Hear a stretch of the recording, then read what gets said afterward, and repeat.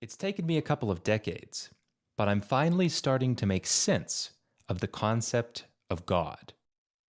I was raised in an evangelical Christian household, but the ideas never fully made sense to me at the deepest level. When searching for clarity about God, the people I spoke with would appeal to mystery and faith rather than a concept I could rationally grasp. But finally, after investigating for more than 20 years, I have a concept of God that I can understand. The idea is one of the oldest in existence, and it turns Baroque theological claims into true and important insights. We can define God as all of existence, or the entirety of the universe, or reality itself. God is the whole thing together. God's parts include all of the objects, their relations, and their rules for interaction. God is the biggest conceivable existent, which is the totality of existence itself. In a word, God is nature. But not nature referring to trees and shrubs and rocks, nature referring to the entire system, the universe, in which we live. With this definition, many theological claims start to make concrete sense. I have a suspicion that this is what Christians mean or meant when talking about God the Father. In this article, I will go through and demonstrate just how powerful the concept of God is when equated with nature or the universe. We'll take a dozen religious claims about God and turn them into something reasonable and profound by translating God into nature, the universe, existence, or reality. Now, whether in addition to the universe there is a divine person we can call God is a separate question, and whether or not the universe taken altogether is itself a person we can call God is a different question. I'm not sure the answers, but regardless, it doesn't change the profundity of the truths we can state about the universe. So we'll start with the traditional omni qualities of God. Take the simple example, the claim that God is omnipresent, meaning God is everywhere at the same time. Well, if God is a person, it's at least hard to understand how he can be omnipresent. If God is the universe, however, then it suddenly becomes obvious, even necessarily true, that God is omnipresent. The universe is everywhere. Existence is everywhere. If something exists, then it's part of reality and therefore part of God. There is no corner of the universe that's somehow not part of the universe. You can't separate yourself from the universe, or to sound theological, you can't separate yourself from God. Not only is this claim true, but it hints at a real relationship between the universe and you. There's some kind of remarkable connection between the whole thing and you as a part of it. Next, take the claim that God is omnipotent or all-powerful. Well, the universe is indeed all-powerful. There's definitely nothing more powerful than it, since it doesn't really make sense to talk about something in the universe that's more powerful than the universe. Everything that acts is acting within the rules of existence. So the system itself is categorically more powerful than any object within the system. To put it into religious terms, everything in existence is playing by God's rules, therefore God is all-powerful. Next, take the claim that God is omniscient, meaning God knows everything. There's no information that God doesn't have. This is a true statement about the universe. There's a sense in which all of the states of existence are known by the universe, though not necessarily implying a conscious state of knowing. Rather, all of the information about the universe is within the universe. You cannot hide information from the universe. You can't trick nature or somehow be somewhere that nature can't see you. Every state that you're in is in fact itself a state of nature. Therefore, the universe cannot lack knowledge of your existence in a similar sense that the laws of physics cannot lack knowledge of your existence. If you think about information as being a key part in how the laws of physics operate, like part of the universal function as I theorized in my article about the mind-body relationship, then it makes sense to talk about the universe as knowing present states in order to render future states. Let's now take a biblical quote. God is the Alpha and the Omega, the beginning and the end. Well, if God is a person, it's unclear what this means or how it's true. But if God is the universe, then in the most literal sense, God is indeed the Alpha, the Omega, and everything in between. You could call God the Father of everything, which is essentially the same idea as being the Alpha and the Omega. Well, how about the claim that God maintains our existence every minute? Well, this is also true. The universe maintains our metaphysical existence from second to second. We don't choose to continue being. Nature chooses for us, and if nature stopped sustaining our existence, we would cease to be. How about the common claim that humans are made in the image of God? Or, as it's sometimes phrased, every individual has the spark of the divine. Well, there is again a literal sense in which humans are an image of nature. They are stamped with an impression of the entire universe. If you agree with the story of modern cosmology, then humans are really just little bits of the Big Bang that have aged a few billion years. So in a real sense, nature created humans. We are inescapably of nature, of God. You are not separate from reality. The universe, reality, existence, it's part of you. You are part of the universe. So when you're looking at a human, or really looking at anything for that matter, you're looking at a little bit of nature itself. Thus, if God is the universe, then humans literally look like a part of God. And if existence is divine, then every individual has the spark of the divine. Take the claims that we are all God's creation, or the more poetic, God formed man from dust. Well, just like the claim that God made man and woman, this is literally true. We are a creation of the universe, but not necessarily a creation in the intentional conscious sense. The material building blocks of humans are of the universe. Humans are a particular composition, a structure that's been created, or if you prefer, has emerged from the universe itself. Again, in a literal sense, the universe has formed man from dust. Now take a claim that I used to hear from evangelicals growing up. God made man and woman, or more generally, things are the way they are because God made them that way. Well, again, this is true and important. Nature has created men and women with different biological and psychological traits. This is a fact of the reality in which we live. So it's foolish and arrogant to pretend otherwise, and it should probably affect the way that we live in the world. Now consider the popular religious conception of submission to God. Well, in this context, it makes a great deal of sense. To submit to God is to submit to reality, to nature, to obey the system and let it operate. To establish God as, quote, sovereign over everything is to admit that reality, the universe, nature itself is king. We have no metaphysical power over the structure of reality.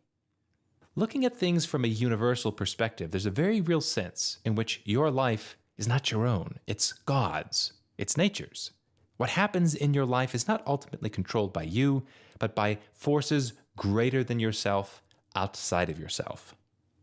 In this sense, I can agree with religious people when they claim that Western culture needs to submit to God. Well, Western culture really does need to acknowledge the existence of objective reality and live in accordance with it.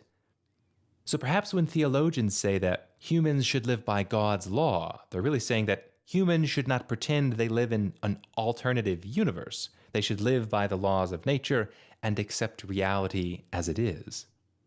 This perspective also gives me a comprehensible understanding of Satan. Instead of being a really bad supernatural person, he might be the personification of non-reality, falsehood, or rebellion against reality. Imagine then we constructed a story about God, reality, versus Satan, falsehood, where both God and Satan were people. We could talk about how seductive Satan is, how tempting lies can be, and how deep delusions tend to run in human psychology. We could talk about the fundamental arrogance of Satan, the tendency for humans to vociferously proclaim that they have the truth when they don't. We could tell stories about how listening to Satan leads to unhappiness because in the real world, lies and delusions actually end up harming people. So, with such stories, I would end up advising the exact same thing as my Christian friends. Stay away from Satan. God is what you need. And we could translate this rationally as stay away from lies and delusions. Truth and reality is what you need. Furthermore, I often heard stories in my youth about the burning hatred that Satan has for God. Well, if you understand God as reality and Satan as non-reality, actually see this story play out in people. Humans that are living in delusion have an extreme hatred for anything true, even for the concept of truth. Similarly, humans that are doing really bad things, think the Epstein sex ring, they don't want the truth exposed. They have a strong preference for darkness and a fear of the light, so to speak. After hearing stories about God and Satan for so many years and never quite grasping them, it's stunning to me to see them suddenly make sense by simply translating God as reality or existence. This also helps me make sense of the concepts of karma or cosmic justice. Instead of thinking there's somebody personally punishing and rewarding humans for their behavior, we can conceive of the universe as possibly being intrinsically just. Perhaps the laws of physics are also coupled with the laws of morality. So when something bad happens in the world, maybe it sets up a chain of events to correct itself at a future time. Punishment might be built into the structure of the universe rather than something dished out by a person. How about the claim that God will judge you for your sins? Well, that might be another way of saying actions have consequences. Now, whether or not we live in a universe which operates on the principles of justice is an entirely empirical and open question. I'm not saying we do. There's, in fact, plenty of evidence that seems to suggest otherwise. However, it's another example of the explanatory power of treating God as existence. We can seriously talk about whether God is just without invoking confusing theological concepts. We can even talk about whether God has a sense of humor or God is loving. All of these things are meaningful statements about how the universe operates. Next, let's examine the cultural criticism you might hear from a cranky old person. Western society has forgotten about God. Well, this becomes true and important if we interpret it as Western society has forgotten about reality. Especially in elite society, humans seem to have forgotten that the universe has a structure independent of them. They pretend that all of existence is a mere social construction. They are deluded about the reality of things as they are in the world. One could even interpret the fashionable claim that there is no objective truth as there is no universe, or in this context, there is no God. To quote Psalms, a fool in his heart says there is no God. This is, again, true and relevant to my own work. A fool says there is no universe, there is no such thing as reality. I've met plenty of fools, and I've even interviewed a few on my show. Perhaps part of the reason past thinkers believed that the existence of God was self-evident is because they were treating God as nature or the universe. The existence of the universe is essentially self-evident. In other words, the existence of existence. And it probably reflects on some psychological or moral problem to deny that existence exists.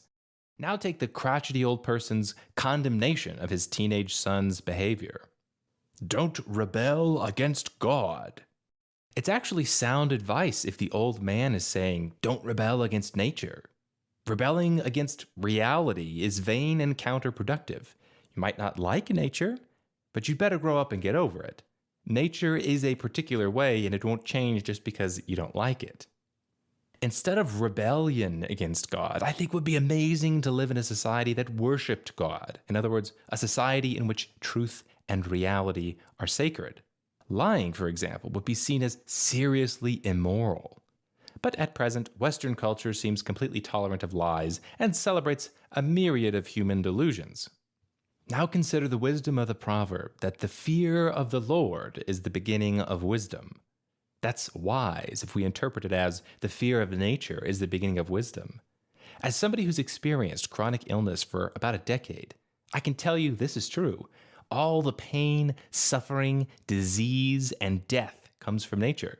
Your mental state, happy or sad, sane or insane, is an output of nature, and at any moment it can change. Everything can be taken away from you, and this fact is outside of your control. Nature has the ability to eternally torture you or ruin your life in ways currently inconceivable to you.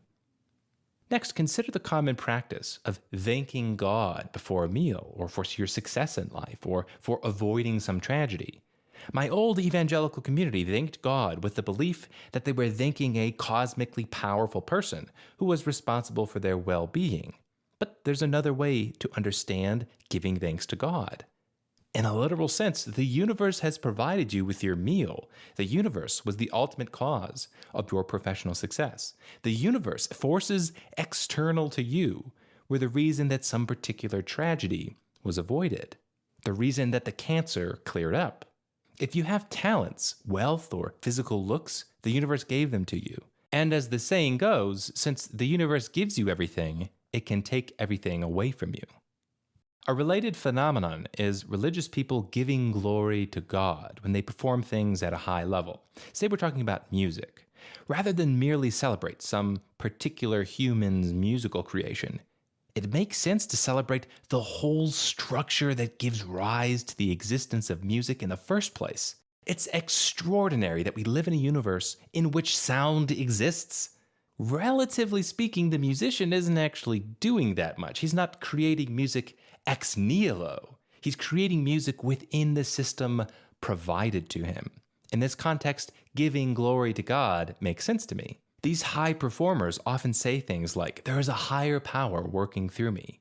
Again, in this context, that's true. When somebody accomplishes something, it's actually some part of the entire universe operating. The actions of individual humans are just a small part of its operation. Now consider a few biblical quotes. This one is of God speaking. "My people are fools. They do not know me. They are senseless children. They have no understanding." Imagine the universe talking. It could truthfully say that, first of all, humans are my people, as humans are constructed out of the universe itself. But it could also say that humans are senseless children who have no understanding of reality. That is also true. This is a quote from Corinthians. "God makes foolish the wisdom of the world." Yes, definitely. The universe makes foolish the wisdom of the world. Intellectuals for all of history have been fundamentally mistaken about everything, and the present moment is no exception. The more you learn about the universe, the more you learn that humans know approximately nothing, and the greatest fools are those who profess to understand while being in a state of ignorance. In theological discussions, whether God is personal or impersonal seems to be a big deal. Of course, it depends on what we mean by these terms, but in this framework, I think God is both personal and impersonal. There's a sense in which God is the most personal thing in existence. I mean, to the extent there are people in the universe, then God is personal. It's necessarily part of God's potential to be personal, since there are people. God is the stuff out of which people are built, including yourself, so what could be more personal than that? And to the extent that consciousness is part of the universe, then at least part of God is conscious too. But in this context, God is also bigger than a person. He's a person and everything else too, including the laws of physics. He's the mechanical forces keeping everything in operation. Even rocks and planets are a tiny part of God. One of the difficulties I've had with thinking of God as a cosmic person is that he seems like he'd still be part of a larger system. He'd be bound by the laws of logic, for example. It just seems weird to me to think of a solely personal God that operates in a system which is still larger and more powerful than he is. So instead of God being a person acting in a system, it makes sense to talk about God as the system itself. Nothing is outside of it. Nothing is larger than it or more powerful than it. Nothing is higher than God if God is the structure for all of existence.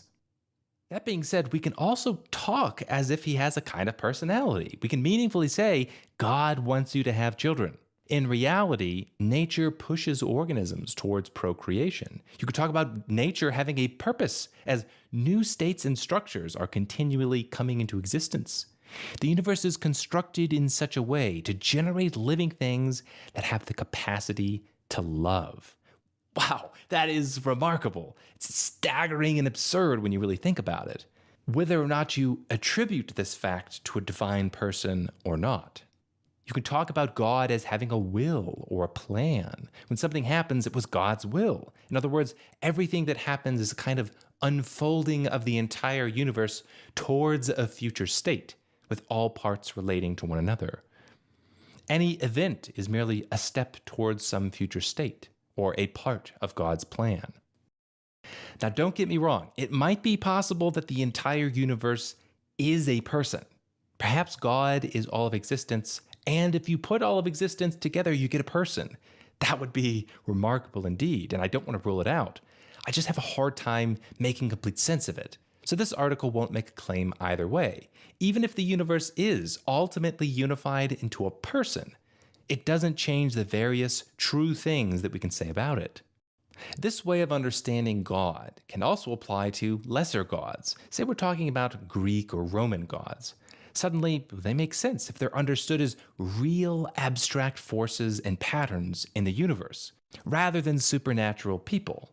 The god of love, for example, the real force of love in the world, can be spoken about as if she had a personality. The god of wine makes people do silly things. The god of war has his own destructive personality.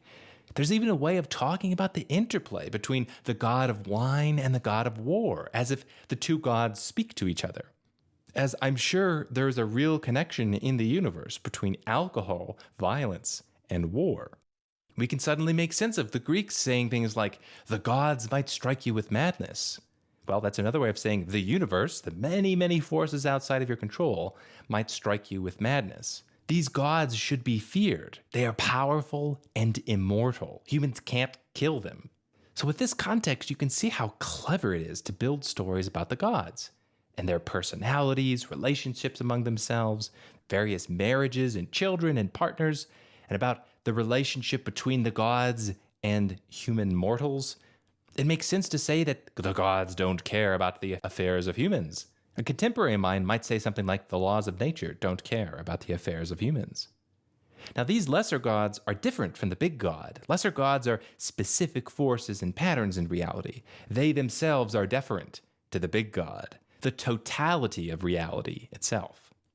This also helps me make sense of the debate between monotheists and polytheists. Well, are there multiple gods or just one? I think there's a sense in which both monotheism and polytheism could be true. Polytheism makes sense when it's understood in the Greek god example. There are many powerful and immortal forces that control what happens on Earth. Monotheism makes sense when talking about the biggest possible picture. We don't need to posit the existence of multiple existences. We can just say, if something exists, it's part of the totality of existence, and therefore there's only one universe, one reality, or one God. Are these beliefs pantheism? What about panentheism? Honestly, I don't know. I haven't studied theology, and I'm not really sure of the nuances between pantheism and panentheism. I don't really care how my ideas are labeled, but from what I could tell, there's kind of similar to both. Pantheism is the idea that everything is divine or of God. Panentheism is the idea that everything is within God, but not everything is divine, and God might be bigger than the universe. To me, since I don't have a theological dog in the fight, it seems more of a semantic distinction. There's an obvious sense in which I'm saying the universe is God, which sounds like pantheism, but it depends on what we mean by the universe. If we restrict the universe to four-dimensional spacetime, then I would be a panentheist because I believe existence is much, much bigger than four-dimensional space. The universe studied by physics might only be just a tiny part of God.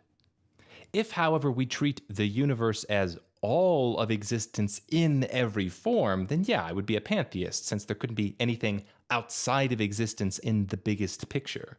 If all parts of existence are in God, then they're still of God, as something in existence is part of existence from what I can tell. Regardless, I'll let the theologians handle the taxonomy. The picture I've just painted requires no faith to appreciate. It comes with no religious dogma, it's just philosophy. It's by no means an exhaustive list of religious claims that make sense when you translate God to existence. And nearly every time I encounter claims about God, I can make sense of them in this context. Regardless of whether there's a divine person in addition to everything else, we can really say remarkable things about the universe. You are part of the entire universe, and the universe is a part of you. You are made up of the universe. If nature were a painter, you would be a small part of its painting. And as my evangelical community was fond of saying, God can fill a hole in your heart. In other words, reality, the truth, can seriously fulfill you. If you don't have it, it's what you're missing. Life without truth is aimless and fuzzy. This is a true statement about human psychology. People really are restless when they don't have any grasp of reality. The universe provides everything for you. It is sustaining you at this very moment. It's been churning through various states for billions of years with unbelievably powerful forces working together, and it's finally reached the point of producing you at this very moment. It's responsible for all of your positive and negative qualities. To the extent that you learn, it's always teaching you a lesson. To the extent that you're conscious, the universe is conscious. To the extent that you love or are loved, then the universe loves. These truths seem profound to me. I believe this is the beginning of a rational theology.